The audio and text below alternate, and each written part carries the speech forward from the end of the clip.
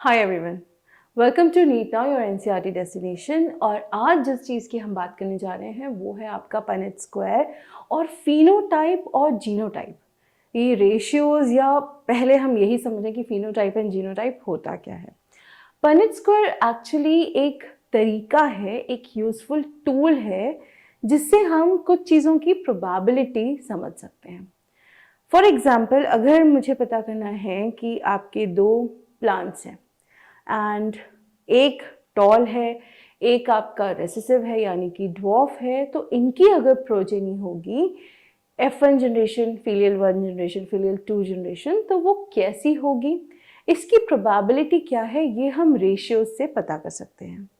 इसी के साथ फिनोटाइप क्या होता है, जीनोटाइप क्या होता है एंड ये इम्पॉर्टेंट क्यों है, ये हम आज के वीडियो में देखेंगे। ठीक है, तो चलिए स्टार्ट करते हैं। सबसे पहले अगर हम पनेट स्क्वायर की बात करें, पनेट स्क्वायर एक स्टैटिस्टिकल मेथड है। स्टैटिस्टिकल यानी मैथ्स एग्जैक्टली नहीं यूज करेंगे, बट हम कहीं ना कहीं सीखेंगे कि प्रोबेबिलिटी कैसे निकालें। पनेट स्क्वायर को एज अ टूल जिन्होंने दिया था उनका नाम था Reginald C Punnett. And Punnett square इसलिए बहुत ज़्यादा फेमस हुआ क्योंकि इसको हम मेंडेलियन कैरेक्टरिस्टिक्स के लिए बहुत ज़्यादा यूज़ करते हैं। और वहाँ से कहीं ना कहीं कई बार अगर हमें पेडिग्री चार्ट भी बनाना हो तो भी हम उसको समझ सकते हैं। पेडिग्री चार्ट में आप ऑफस्प्रिंग्स कैसे होंगे ये प्रिडिक्ट कर पाओगे अगर आपको ये आता है। अच्छा, उससे पहले एक चीज़, क्योंकि हम रेशियोज भी सीखेंगे, हम एक चीज़ यहाँ और देख लेते हैं जो मैंने पहले कहा, आपका फिनोटाइप, राइट, एंड दूसरा जीनोटाइप। अगर मैं फिनोटाइप की बात करूं तो फिनोटाइप बहुत सिंपल है, जो दिख रहा है वो, बस आपको सोचना ही नहीं है क्या रेसेसिव है, क्या है आपका, मतलब किस तरीके से आपकी जीन्स है, सिर्फ जो दिख रहा है। तो हमें अगर इसको कहना हो, हम सिंपली कह सकते हैं कि ये आपकी ऑब्जर्वेबल कैरेक्टरिस्टिक्स है, यानी जो आपको जैसा दिख रहा है। सो इसेंशली हम इसको ये भी कह सकते हैं कि ये हमें मॉर्फोलॉजी के बारे में बताता है। मॉर्फोलॉजी क्या होती है? मॉर्फोलॉजी यानी कि फिजिकल कैरेक्टरिस्टिक्स, ऑब्जर्वेबल कैरेक्टरिस्टिक्स, जो हमको दिख रहा है, सिंपली वो है आपकी मॉर्फोलॉजी। लेकिन वो मॉर्फोलॉजी क्यों है? Because of jeans. सो आपका जीनोटाइप इसलिए क्या हो जाएगा? Genotype would be your genetic constitution, right. Genotype क्या हो जाएगा? आपका जेनेटिक कॉन्स्टिट्यूशन, यानी आपकी जीन्स कौन सी हैं। अब यहाँ पे कुछ टर्म्स आएंगी, उनको भी हम समझ लें। हेट्रोजाइगस, होमोजाइगस, रेसेसिव, ये सब क्या होता है? सी, जब भी हम जीन्स की बात करते हैं, हम क्रोमोसोम्स की बात करते हैं, तो उस पर एक जीन्स में आपके एलील्स होते हैं। अब ये जो एलील्स होते हैं ये ऑल्टरनेट फॉर्म्स होते हैं जीन्स के। क्या होते हैं? Alternate forms, right. अब जैसे फॉर एग्जाम्पल एक ये है कैरेक्टरिस्टिक, मान लीजिए जैसे हेयर, हेयर का कर्ली होना और स्ट्रेट होना। तो ऐसे में जो आपके कर्ली हेयर होते हैं वो डोमिनेंट होते हैं, राइट। डोमिनेंट इसका मतलब ये नहीं कि वो सुपीरियर हैं, डोमिनेंट का मतलब ये है कि वो अगर प्रेजेंट हैं तो आपकी जो रेसेसिव ट्रेट है वो आपकी एक्सप्रेस नहीं होगी। तो जैसे मैंने कहा कि हेयर के केस में हम ये कह रहे हैं कि कर्ली जो है आपका, दिस इज डोमिनेंट, राइट। और जो आपका स्ट्रेट है दैट इज योर रेसेसिव। चलिए ठीक है, मान लिया हमने, यही होता है। ये हमेशा एक्सप्रेस होगा, ये कभी कभी एक्सप्रेस होगा। इसके साथ एक टर्म्स एंड कंडीशंस हैं। होता क्या है कि जब हमें जीन्स लिखने होते हैं, तब हमें अगर लिखना हो कि किसी के कर्ली हेयर हैं, तो हम कैपिटल सी लिखेंगे। कैपिटल सी यानी कि दोनों ही आपके जीन्स जो है वो डोमिनेंट है, तो हम इसको कहेंगे होमोजाइगस डोमिनेंट। Homozygous dominant. कई बार ऐसा होता है कि एक कैपिटल सी होता है लेकिन एक जो होता है आपका वो रेसेसिव होता है एलील। अब क्योंकि कंफ्यूजन ना हो, जैसे अब रेसेसिव के लिए स्ट्रेट है तो मैं उसको एस नहीं लिखूंगी, नहीं, क्योंकि इससे कंफ्यूजन हो जाएगी, क्योंकि मुझे हर टाइम बताना पड़ेगा। तो हम क्या करते हैं कि जैसे हमने कहा डोमिनेंट जो होता है हम उसको कैपिटल लेटर से डिनोट करते हैं, इसी तरीके से रेसेसिव जो होता है हम उसको स्मॉल लेटर से रिप्लेस कर देंगे। So capital C small C, ये हो गई आपकी हेटेरोजाइगस डोमिनेंट। क्या हो गया? हेटेरोजाइगस डोमिनेंट, यानी हेयर यहां करली होंगे बिकॉज दोनों ही कैपिटल सी है, हेयर यहां भी करली होंगे क्योंकि आपके पास एक कैपिटल सी है। अगर एक क्रोमोसोम पे भी आपकी डोमिनेंट एलील होती है तो सिर्फ वो ही एक्सप्रेस होगी। रेसेसिव सिर्फ एक कंडीशन है जिसमें दोनों ही स्मॉल सी हों, तब जाके आपकी रेसेसिव ट्रेट जो होती है वो एक्सप्रेस होती है। अब जैसे फॉर एग्जांपल अगर हम डिंपल्स की बात करें, काफी लोगों के होते हैं, काफी लोगों के नहीं होते। डिंपल्स एक्चुअली डोमिनेंट है। डिंपल्स होना या एक्सप्रेस होना डोमिनेंट ट्रेट होता है, ना होना नॉर्मल स्किन। सो ऐसे में जब कैपिटल डी, अगर हम डिंपल के लिए कैपिटल डी ले रहे हैं तो ना होने के लिए हम स्मॉल डी लेंगे। अब होगा क्या, ये 3 केसेस बनते हैं आपके, इसमें तो डिंपल्स होंगे 100%। अब क्योंकि यहाँ पे भी एक कैपिटल डी है तो यहाँ पे भी होंगे, बस सिर्फ ये वाला जो है यहाँ पे आपको डिंपल चिन्स नहीं मिलेंगे क्योंकि वहां पे आपका कोई भी कैपिटल या डोमिनेंट ट्रेट जो है वो नहीं है, एलील नहीं है। तो ये हो गया हेटेरोजाइगस होमोजाइगस। बहुत सिंपल है, जो भी चीज डोमिनेंट है यानी वो जो अपने आप को एक्सप्रेस करेगी, डोमिनेंट होने का मतलब क्या है, जो अपने आप को एक्सप्रेस कर पाएगी। जीन पूल होता है, बहुत सारी जीन्स है, उसमें जो सबसे ऊपर आएगी वो अपने आप को एक्सप्रेस कर रही है, उसको हम डोमिनेंट कहते हैं। रेसेसिव जो बेचारी दब गई है, लेकिन रेसेसिव भी अपने आप को एक्सप्रेस करेगी जब दोनों क्रोमोसोम्स पे आपकी रेसेसिव एलील होगी। सो ये कहीं जा नहीं रही है। जब हम मेंडेलियन लॉज पढ़ेंगे तो हम देखेंगे कि ये गायब नहीं हो जाती है, प्रेजेंट है बट एक्सप्रेस नहीं होगी, छुपी रहेगी, एक्सप्रेस नहीं होगी। क्लियर? अब हम चलते हैं पनेट स्क्वायर पे। I hope this is quite clear.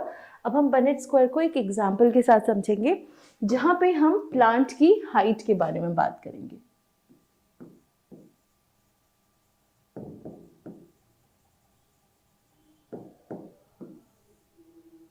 तो मेंडल ने जब पी प्लांट का साइंटिफिक नेम कई बार पूछा जाता है, so that is Pisum sativum, right.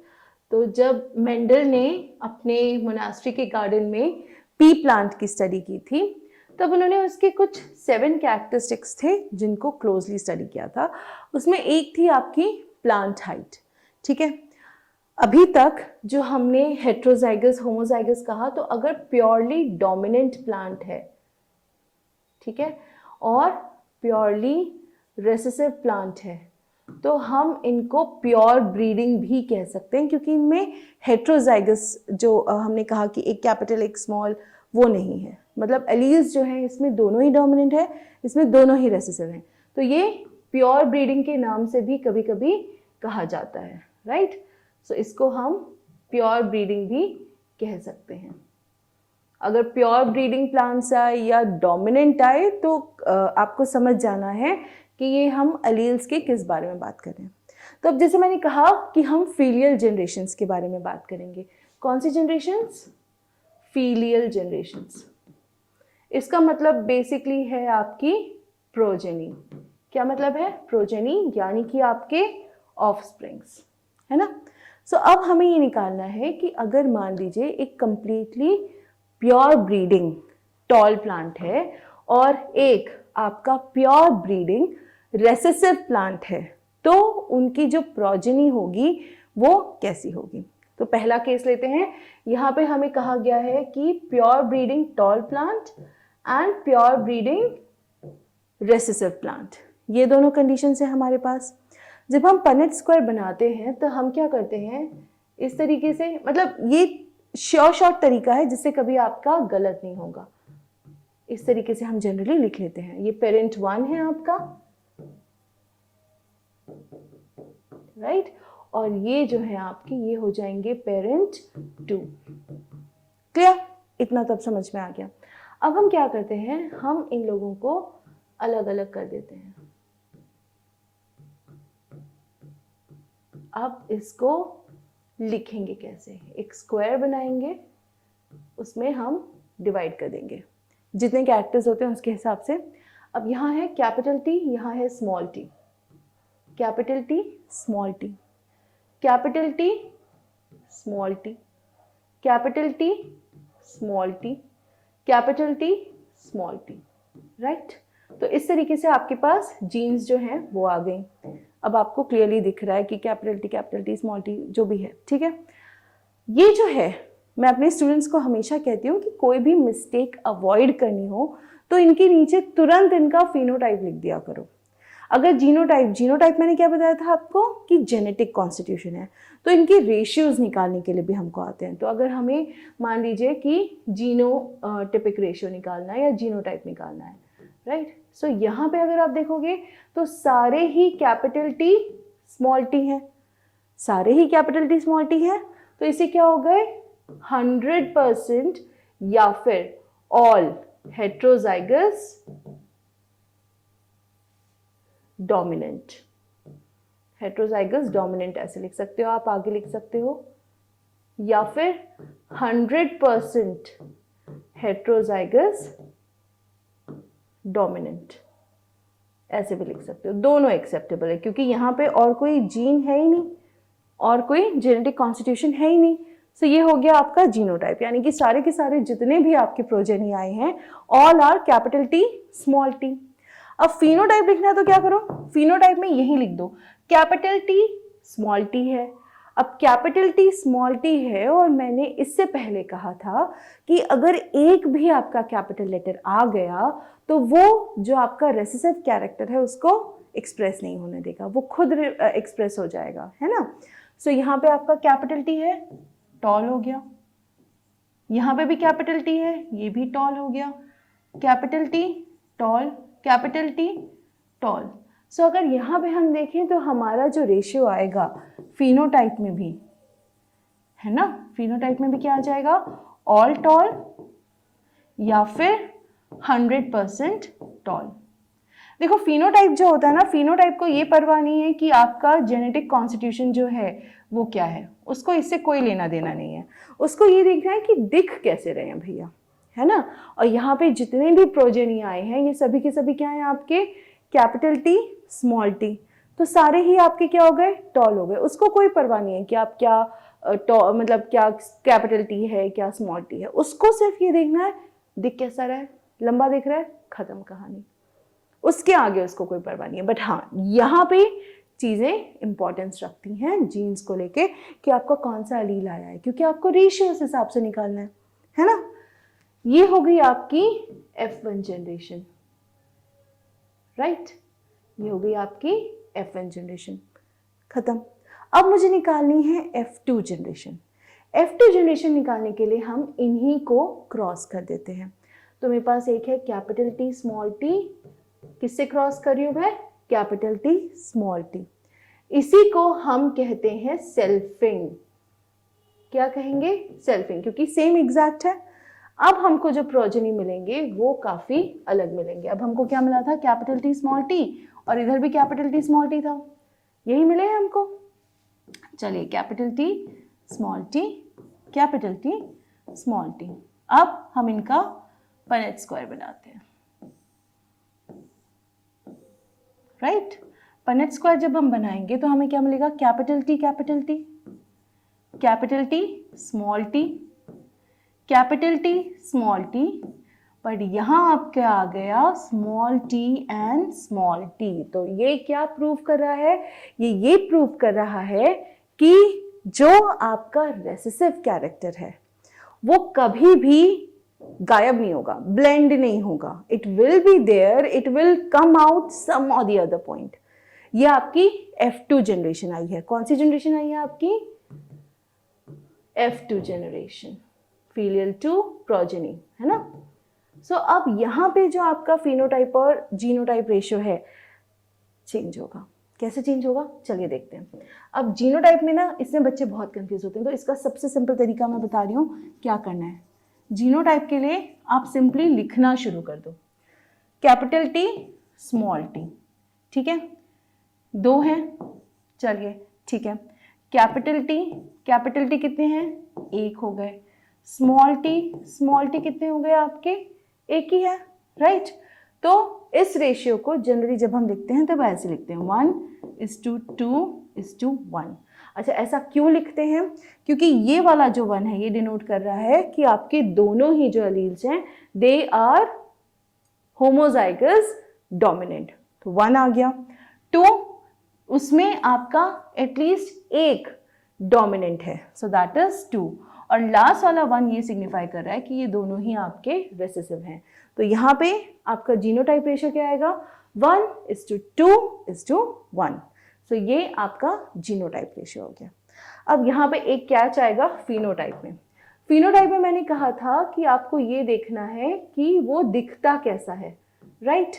इस पे नहीं जाना, यहीं पे फोकस करना।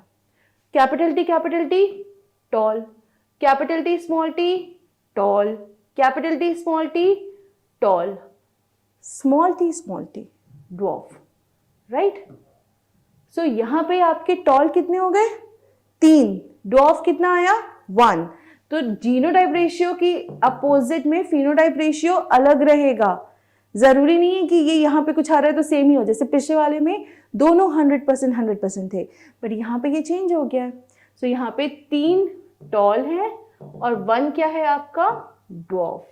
तो आपकी जब F2 जनरेशन होगी उसमें आपका फिनोटाइप जीनोटाइप रेशियो चेंज होगा F1 जनरेशन के मुकाबले। तो ये इस तरीके से अगर आप निकालोगे आपके लिए इजी होगा। और यही पनेट स्क्वायर हर चीज में चलता है। अगर आपको रेसेसिव डिसऑर्डर्स के भी निकालने हैं, अगर आपको कलर ब्लाइंड के लिए निकालने हैं, हीमोफीलिया के लिए दे दिया उठा के, आप आसानी से निकाल सकते हो। बस वहां पे XX और XY यूज होगा। अगर कोई एनिमल के फर के बेसिस पे दे दिया या एनिमल के कलर के बेसिस पे दे दिया, आपको बस पता होना चाहिए कि आपको अलील्स कैसे लिखने हैं। जैसे मैं कह देती हूं heterozygous dominant black fur, heterozygous dominant black fur, यानी ब्लैक फर डोमिनेंट है लेकिन हेट्रोजाइगस है, तो वो क्या हो जाएगा? Capital B small b। And recessive fur is white, तो वो क्या हो जाएगा? Small b। अब जब ये आपके पास आ गए तो ये तो निकालना मिनटों में हो जाएगा आपका, है ना। तो ये समझना बहुत जरूरी है कि आपके अलील्स कैसे बनेंगे। आई होप ये वीडियो क्लियर होगा। किस तरीके से आपको यूज करना है पनेट स्क्वायर, आप प्रोबेबिलिटी निकालेंगे कि जो आपकी जनरेशन्स आ रही हैं वो कितने % क्या हो सकता है, right. So with this I take your leave today. Video अच्छा लगा हो तो प्लीज़ लाइक करें, शेयर करें, कमेंट करें, चैनल को सब्सक्राइब कर लें ताकि जब भी हम नए वीडियोस बनाएं आप तक उसकी नोटिफिकेशन ज़रूर आए। I will see you in another video. अगर कोई आपकी प्रेफरेंस है कि मैम इस पर वीडियो बना दीजिए, will be more than happy to do so. So please comment, ठीक है। तब तक पढ़ते रहिए, ध्यान रखिए, take care, thank you so much.